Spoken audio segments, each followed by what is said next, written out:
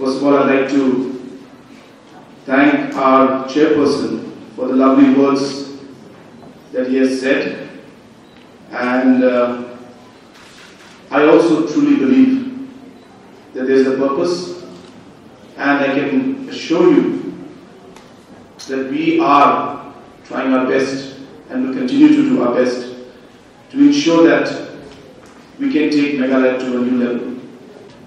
At the same time, I'd like to thank Keane College, especially our principal, for organizing this very, very important conference and on a very important theme, the environment, consciousness and sustainability, to know globally and act locally.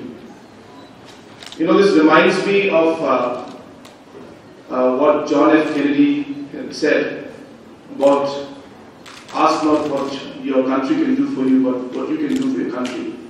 And I tell you, it's very, very similar to this whole aspect of to know globally and act locally. Because I think I've been talking about this a lot, and it's simply because it's a subject that's very close to my heart, and I think it's close to every single individual who's sitting here. It's close to each and every one of your hearts.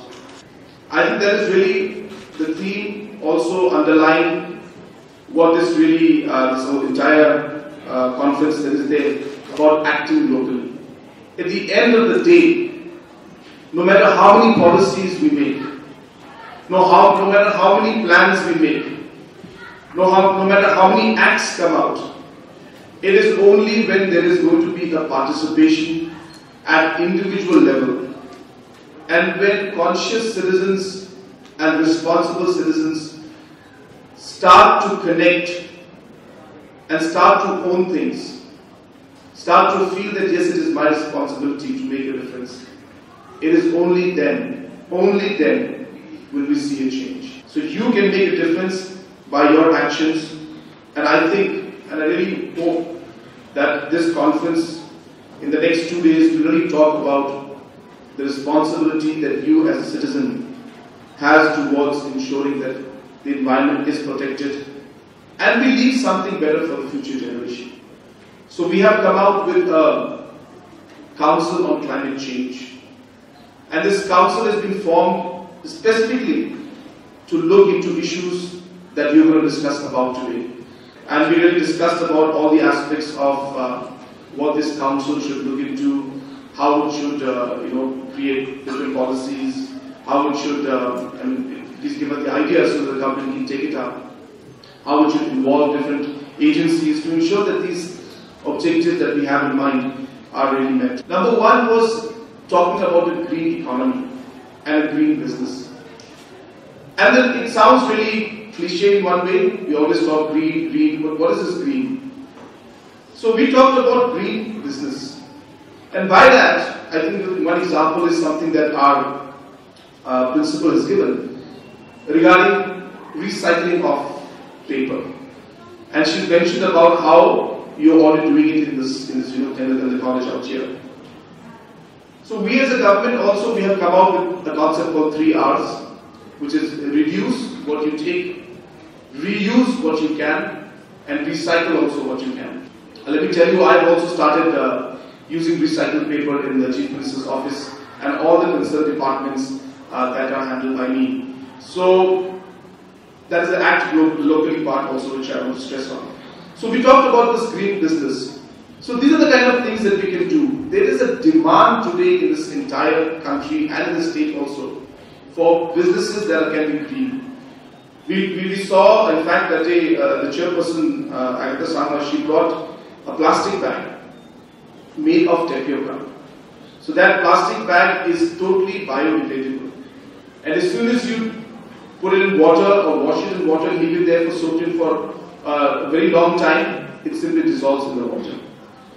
And actually that can be used even as a feed to give to animals. This is green business. So in my CM office, we have asked one particular entrepreneur who has started a business of recycling. We have placed our order for all our letterheads from that green business of recycling. At the same time, we have invited one company who is coming in about 2 weeks' time, who make and manufacture these plastic bags that are made from biodegradable products.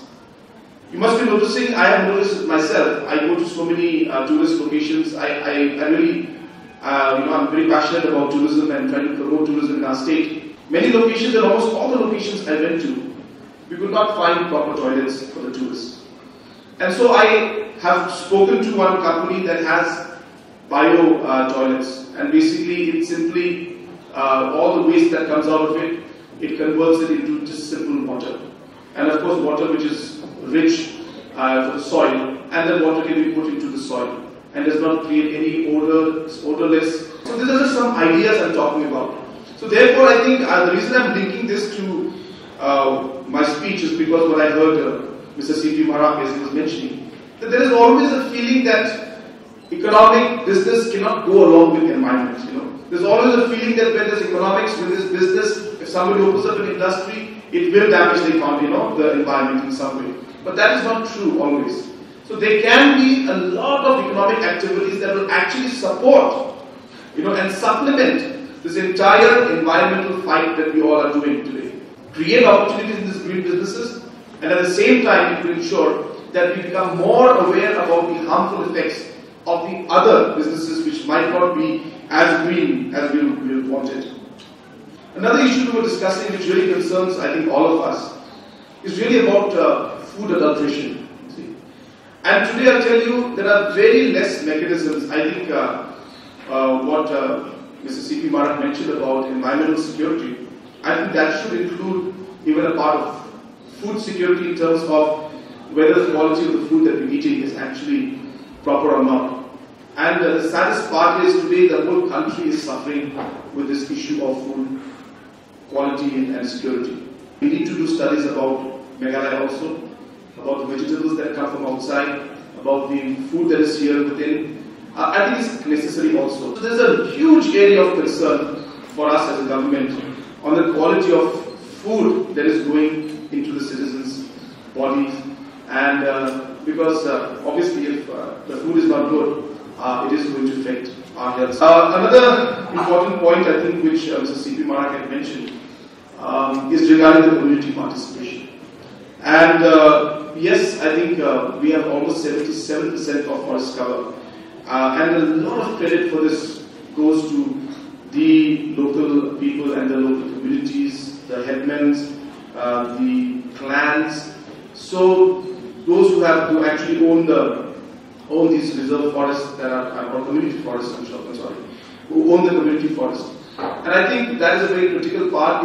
It once again reflects on how if individuals and all of us actually come together at an individual level and then form this kind of groups who are consciously working towards protecting the environment, a lot of things can happen. In fact, that is only when things will happen.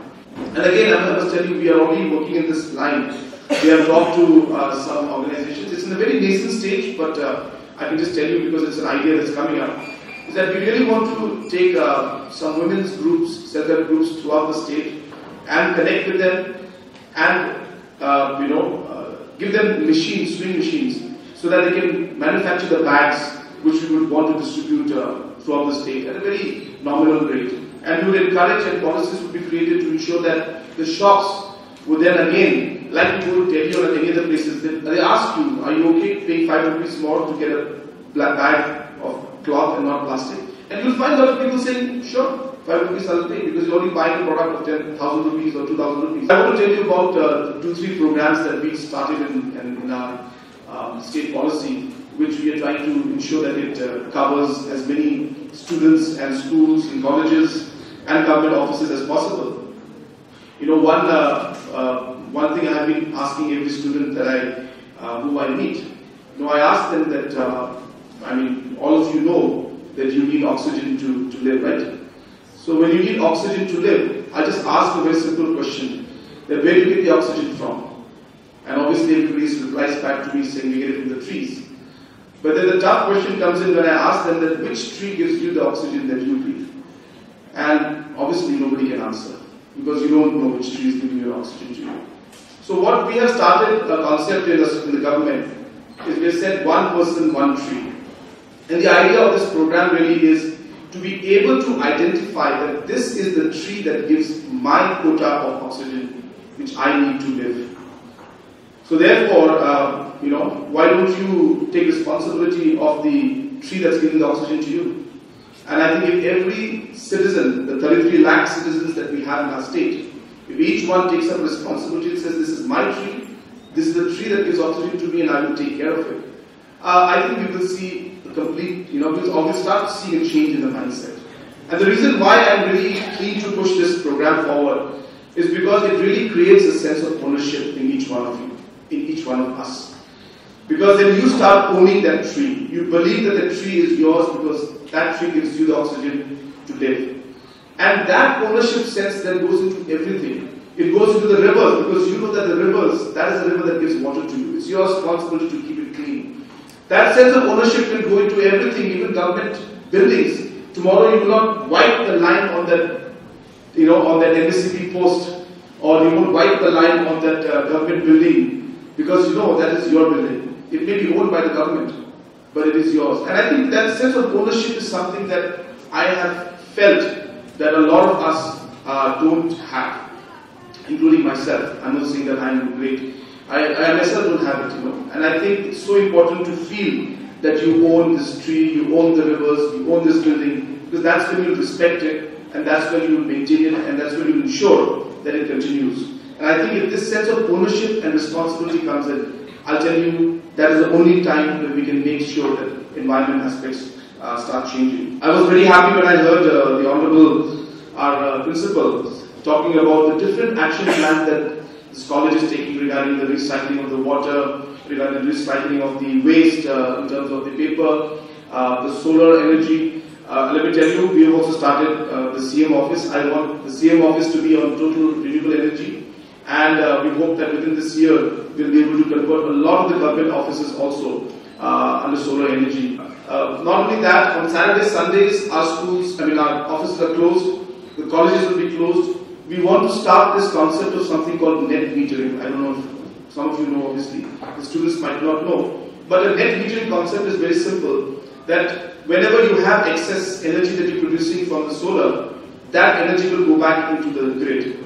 And once that energy goes back into the grid, then you get credits for that energy that your building is produced. So suppose you have consumed 10 units, and if you put back 5 units, then you end up paying only for the 5 units. So this is called net metering. And maybe just one last thing I would suggest is that maybe the colleges could actually, the way you have tied up with other colleges in July and all, I think you could have actually a group of all the colleges and really take up certain programs maybe together. So for example, the right recycling one, you could have it, in a big scale, larger scale, and you could have a council of colleges or whatever that takes up these issues together, not only for your own college, but then issues with the government. So for example, you can say, well, we as a council of this climate change council of colleges, we feel that we want to take up solar energy. So how can the government help us? I think it will allow us to create some kind of a platform which will allow that your good work to be implemented in other colleges also. Because a lot of other colleges might want to do it, and there will be sharing of knowledge, sharing of ideas, and I think that will be very important. Because I think a lot of colleges in Nongstoin, in Tura, Makorwat area, I think they would also want to do it, but I think they might not know the the ways to go forward. So I think it would be good if that kind of guidance can also be given. So I think it would be great if you can unofficially or maybe officially also get together and really share the kind of good ideas that you have already started here to the other colleges. More importantly, this really is to ensure that each individual will participate and realize that they have a contribution to make. They can make a large difference by small acts that they do. So there can be so many small things where you can contribute. I tell people, I started this program, hashtag walk with me. And the whole idea is that why don't we walk to office? Why don't we walk to college? Why don't we walk to school? Anyway, walking is faster. I came that day on Environment Day walking from my house in 3.5 miles. And, and it was a beautiful walk. And the guys who came in the vehicle actually reached after me. And I reached before them. But my point being that environment issues can also be addressed by you at individual level by doing the small things. Walk when you can, switch off the lights when you don't need. Don't use the geyser when you don't need to. Recycle, don't wash up. There's small things you can do, and I hope that today, this next 2-3 days of conference that you have, will also stress on what an individual can do. And I think that is really the message that I want to give. That it will start with one drop and every drop matters. Your voice will matter to your family, to your parents, and that's how it will affect. So therefore, I think each one of us has a responsibility to do things, number one, and to make others do it.